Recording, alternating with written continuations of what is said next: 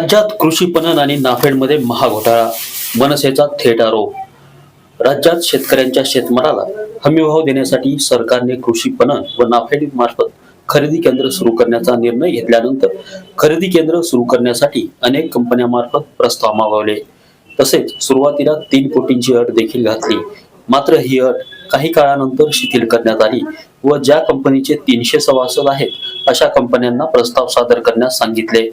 सरकारने घालून दिलेल्या अटी आणि कोणत्याही भौतिक सुविधा अस्तित्वात नसताना अनेक कंपन्यांना खरेदी केंद्र देण्यात आले असून मंत्रालयातील अधिकाऱ्यांनी मोठ्या प्रमाणात भ्रष्टाचार करून पैसे खाऊन कोणतीही पाहणी न करता व ज्या कंपन्या ब्लॅकलिस्टमध्ये आहेत अशा कंपन्यांना देखील खरेदी केंद्राची खैरात दिली असल्याचा गंभीर आरोप मनसे नेते संतोष नागरगोजे यांनी केला आहे.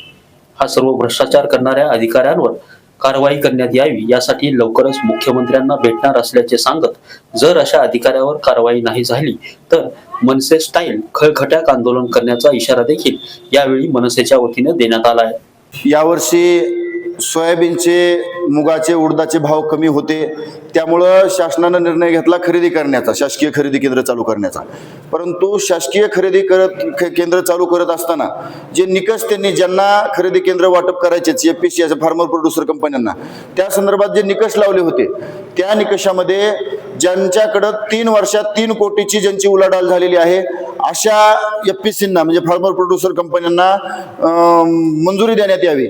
त्यासोबतच ज्यांच्याकडे भौतिक सुविधा आहेत आणि ज्यांना कामाचा अनुभव आहे अशा लोकांना, ज्या ब्लॅकलिस्टेड कंपन्या नाहीत अशा लोकांना खरेदीसाठी मंजुरी देण्यात यावी, अशा फार्मर प्रोड्युसर कंपन्यांची नियुक्ती करण्यात यावी अशा पद्धतीच्या सूचना देण्यात आल्या होत्या.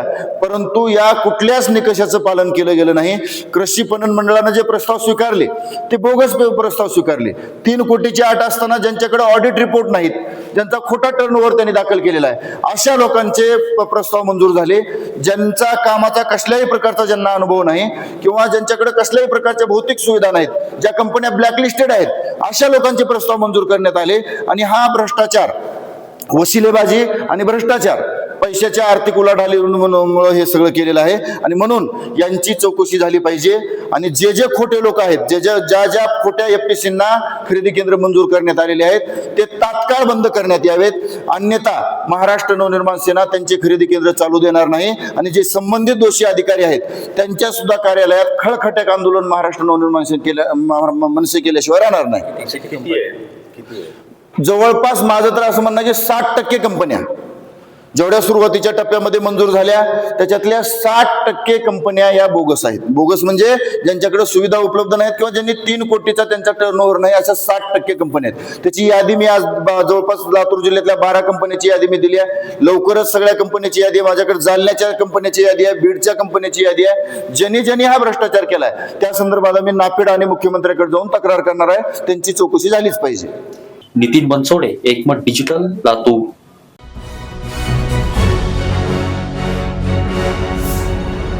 Thanks for watching Ekmat Digital.